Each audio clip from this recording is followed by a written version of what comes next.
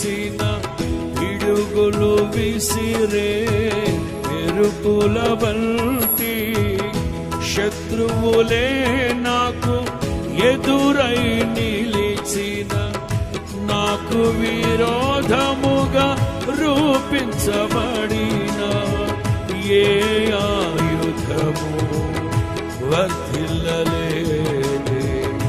నాకు విరోధముగా రూపించబడిన ఏ ఆయుధము వర్ధిల్లలేదే. ప్రాణేశ్వర అందరూ పాడాలి.